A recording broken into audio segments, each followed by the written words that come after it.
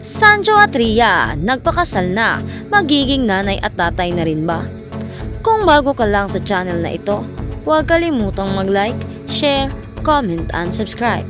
At huwag kalimutang pindutin ang notification bell icon para maging updated ka sa bawat upload nating video. Ikinasal na ang celebrity couple na sina Rhea Atayde at Sanjo Marudo sa pamamagitan ng intimate wedding ceremony. Kinumpirma ito ng kapamilya aktor sa kanyang latest Instagram post kung saan makikitang nakasuot siya ng black suit habang naka-white dress naman si Rhea na may hawak na bouquet of flowers. Bukod dito, ibinahagi rin ng aktor ang litrato ng kanilang wedding cake at isang black and white photo nila ng kanyang wifey na tuwang-tuwa habang pinauulanan ng bulaklak. Ang caption na inilagay ni Sanjo sa kanilang wedding photos ay 03-23-24 Happy birthday my wife. Nag-celebrate ang anak ni Sylvia Sanchez at Art Atayde ng kanyang 32nd birthday last March 23. Wala nang ibang detalyeng ibinigay si Sanjo about her wedding, pero bumuhos agad ang mga pagbati sa kanilang pagpapakasal. Ilan sa mga unang nag-congratulate at bumati ng best wishes sa newly married couple ay sina Maine Mendoza, Rhea Tan Marco Gumabaw at Chopay Pagya. Comment ng aktres na si Jane Onyesa, "Cutie, so happy for the both of you." Pagbati naman ng kapatid ni Rhea na si Jella Atayde, "Welcome to the family, kuya." Sena Isabel Daza, na tila nagulat sa pagpapakasal ni Sanjo at Rhea. "OMG, congrats Z and Rhea," say pa ni Kay Abad. "Congratulations tatay and ate Rhea." Ang bati naman ni Kylene Alcantara.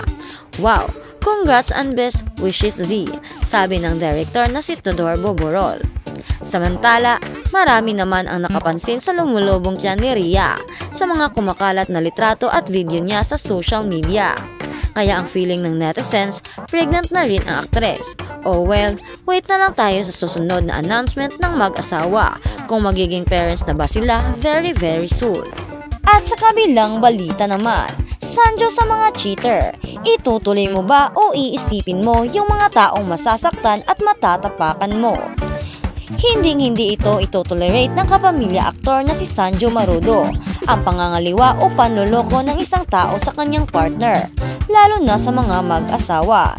Ito ang pinagdiinan ni Sanjo na nagaganap bilang isang cheater na asawa sa bagong ABS-CBN series na The Broken Marriage Vow, kung saan makakasama niya si Judy Santa Maria as legal wife at Sue Ramirez bilang kabit.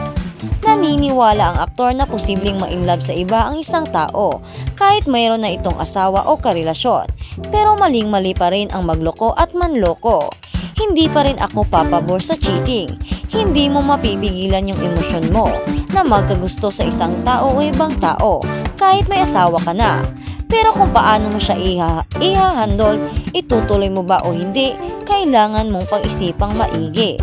Pahayag pa ni Sanjo sa isang virtual press con kahapon. Aniya pa, kung magiging selfish ka ba, yung sarili mo lang iintindihin mo or di ka nga tutuloy doon, pero kalbaryo naman kung saan ka ngayon. Nasa tao yon kung ano ang kailangan niya sa buhay. Sa Pinoy adaptation ng Dr. Foster na nagkaroon din ng Korean version, World of the Marriage, gagamantanan ni Sanjo ang karakter ni David Illustre na nagkaroon ng Other Woman's kwento.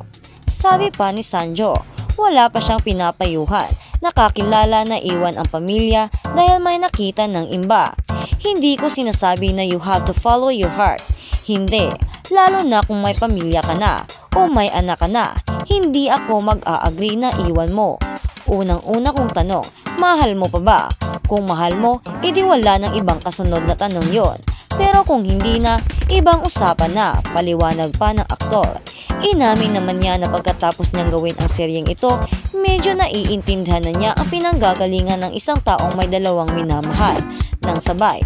After ng show na ito, posible siya, hindi lang sa lalaki kundi sa lahat ng tao. Kasi emosyon siya. Para sa akin, isa siyang emosyon na hindi mo mapipigilan.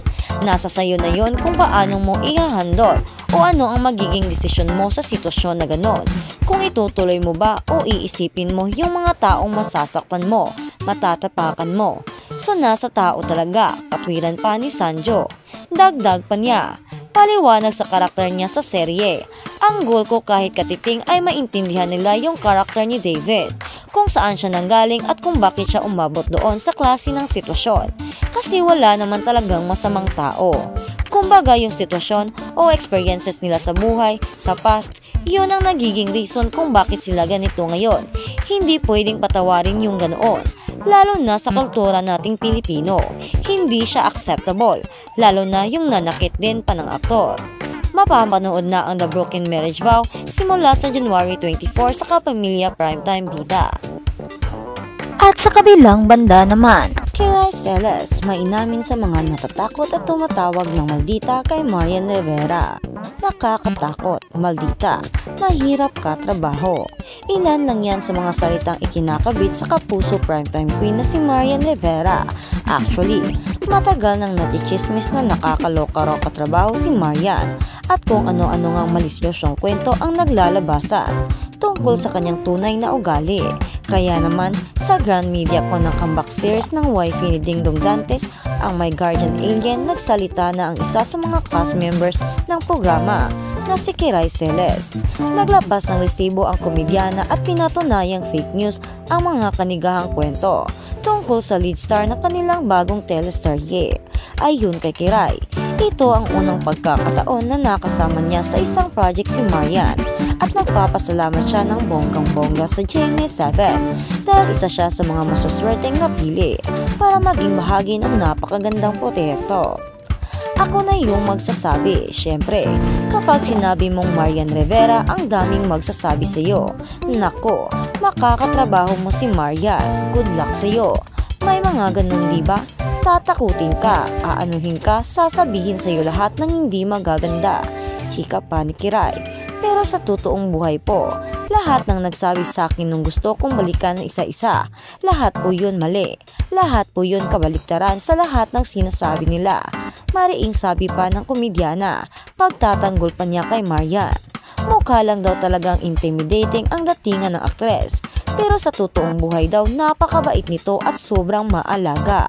Kung gaano nila sinasabing nakakatakot, sobrang nakakatawa. Kung gaano sinasabi nilang maldita, sobrang kulit. Ayain mo doon sa gilid, hindi maarte. Sasabihin lang maarte, kabaliktaran po yun sa lahat ng nakikita nyo. Lahat pa ng komedyana. Lahat kami nararamdaman yon at very thankful kami na nakawork namin si Ate Yan. Dagdag pa niya, iikot ang kwento ng My Guardian Alien sa isang babaeng alien na nagngangalang 11-1-28-5-22-9-12-5. Nagagampanan nga ni Marian. Mapapadpad siya sa planetang Earth matapos magkaroon ng accidental crash mula sa outer space.